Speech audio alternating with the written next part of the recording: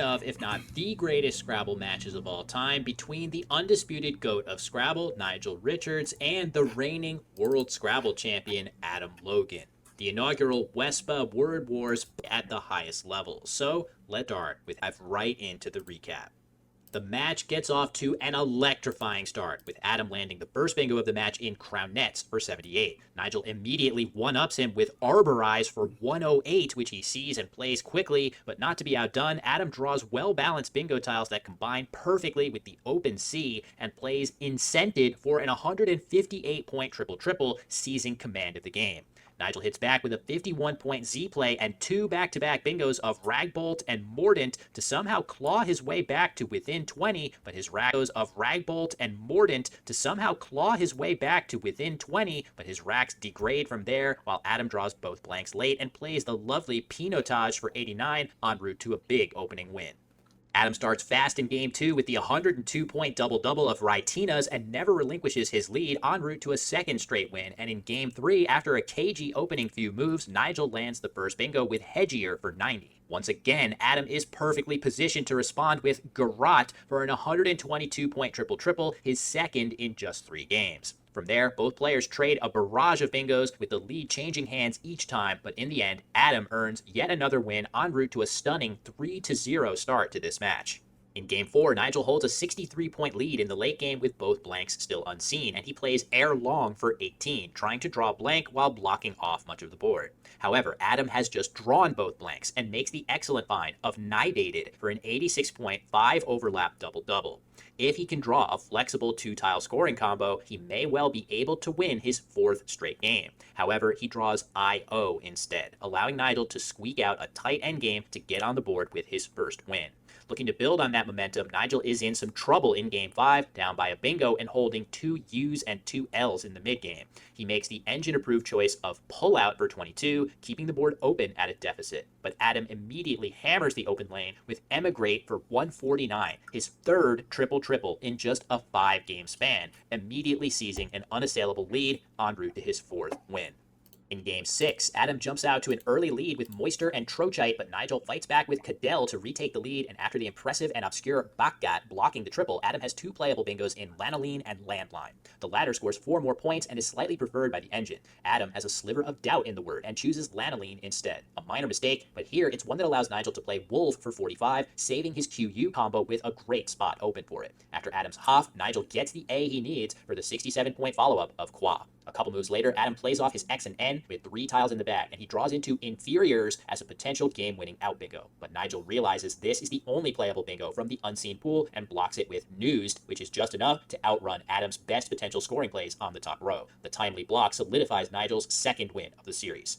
In Game 7, Adam has a classic short versus long opening dilemma between Fee and Feint. In this case, he opts for the higher scoring word, but this choice allows Nigel to convert his terrible tiles into a bingo through the eye with Lunging, and he follows up a few turns later with the stylish Clerkdom for 95. Still, Adam eventually finds himself with a bingo rack and can play Stellas with some tricky overlaps for 71 to retake the lead. Potentially feeling some time pressure, he quickly plays in the more straightforward spot for 68 instead. This placement opens some bingo lanes, which could be a good thing for Adam here, but once again, Nigel seizes the opportunity to answer with a decisive bingo of Vaginant. As with Lunging, Nigel would not have had a bingo after Adam's other option. After Nigel's win in Game 7, the match stands at Adam 4, Nigel 3 after the first day of play. Adam is in a great position in the match with a lead after day 1, but Nigel remaining close despite a 12-2 disparity in blanks drawn is also an amazing feat. The players get right back to it on the next day, and for the first time, Nigel draws both blanks and lets loose a 3-turn flurry of Matildas for 74, Gynecia for 42, and Itemize for 89 to jump out way ahead. After Adams unstrip a couple turns later to tighten things up, Nigel makes the very slick X setup of Utopia, blocking the triple and setting up 50-point follow-up plays. After a second straight bingo of Rodeos by Adam, Nigel has to pivot to blocking and plays Nyx instead of cashing his setup, then follows up with the 50-point Q-bomb in Cough to seal the win and even the series at 4 games apiece. Game 9 starts slowly with Adam opening with Chi, Nigel attempting to set up his J, and Adam wisely blocking the setup rather than taking higher scoring plays. Up by about 40, Adam has one and only one playable bingo here in Shoplift, and he bravely elects to play it despite the potentially huge S-hook. If Adam can draw an S before Nigel, this choice could allow him to seize immediate control of the game. However, Nigel has a blank in hand, and he burns it to play the massive Saxmen for 99. This could be a huge turning point, but Adam draws and plays the bingo of Runtish to retain his lead, and he remains one step ahead from there to retake control of the match. In Game 10, after Adam's way, Nigel has the second blank and has bingos like Glancers available, but he shocks the audience by playing the 24-point legs instead. Unsurprisingly, the engine likes this idea, leaving a much more difficult board to score on for Adam and saving the CR combination to shoot for much higher scoring bingos next turn through the H of way. In this particular case, Nigel's choice also blocks Adam's potential bingo of Alumin, forcing him to pivot. He decides to open the board with good bingo tiles in reserve, but his play of Moo gives Nigel the enormous counter of Formica for an 103-point double-double, which he quickly sees and plays. However, Nigel circles the wrong letter on the blank slip, marking a C rather than the M. Adam notices the mistake just in time to challenge the word off of the board. It's a devastating mistake for Nigel and an incredible stroke of luck for Adam, as he can now play his own bingo of Laweens for 79, a word which would not have fit on the board after the proper spelling of Formica. This is an 180-point swing that completely changes the trajectory of this game. Still, Nigel keeps fighting, and he makes a mind-blowing choice in the late game. With X for 52 points available, he instead holds onto his E to play just the X for 25 instead. He's shooting for the big bingo of Naivist for 98, and while he doesn't draw the A he needs, the K does give Nigel a potential kissed vein for 69. Adam can't risk being hit with Naivist, and he makes a brilliant choice of just Am for 12 to block the 98 pointer, forcing a much lower scoring positioning on the right side and preserving Jin's hooking Querns for 42, which will outrun the lower scoring bingo. Nigel does get down kissed vein, but it's not enough, as Adam converts Nigel's procedural mistake into a critical 6th win in the match. In Game 11, Adam delivers a flurry of 3 bingos in 4 turns to cruise to an easy win, meaning he needs just one more game to clinch victory in the match, while Nigel must now win 4 straight games for him to win the match. In Game 12, the match hangs in the balance in the late game, with Nigel holding just a 3-point lead going into this turn. Rather than try to find a way to score decently with his low point tiles, Nigel makes a surprising choice, playing just a T for only 4 points with Tad. He's hoping to draw one of the 3 R's for Filigree or the I for Weigelia. With time running out, Adam decides to shoot for his own potential bingos of Winterer with an E draw or Frontier with an O draw by playing just a single R with Jar. While he does draw the O he needs for Frontier, Nigel is able to block it by hooking a Jar with Age, scoring just well enough to secure the first of the 4 wins he needs for his miracle comeback.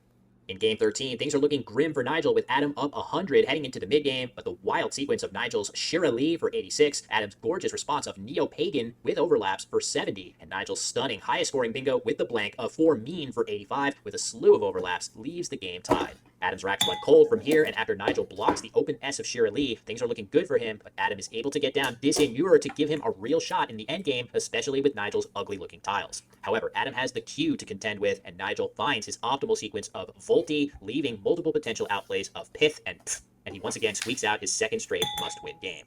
Now needing just 2 more wins to finish his incredible comeback, Nigel strikes first in Game 14 with the blank bingo of No Baits, but Adam hits 3 natural bingos in Truing and Starker back-to-back, and Manatees 2 turns later to take the lead. Adam has the series-winning Indicium waiting to go down, but Nigel blocks it with Dirt, and then next turn makes a powerful setup with Poa, setting up his second O with the Opa hook to give him potentially big plays to the triple.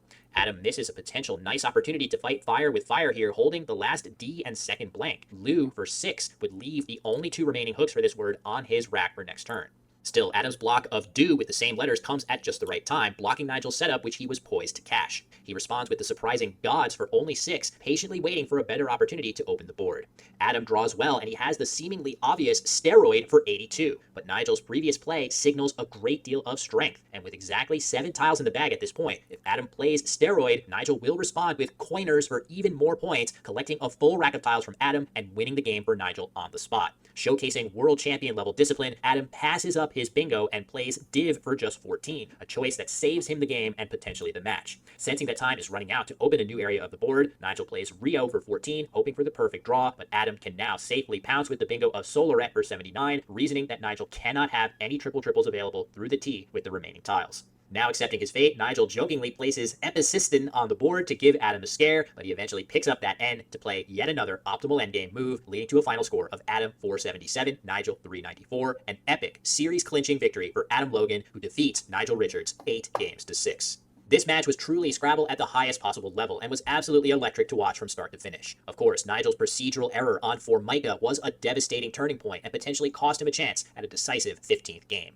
The error called to mind his transposition of Chariot in the World Championship Finals, except this time his mistake actually did cost him the game. That being said, Adam Logan deserves all the praise in the world for his extremely strong performance in the match and for defeating Nigel for the second time in less than a year. It was a true privilege for me to commentate this match, and I definitely recommend checking out the Westbus Scrabble YouTube channel if you haven't already, if you want to see these amazing games in full. Look out for future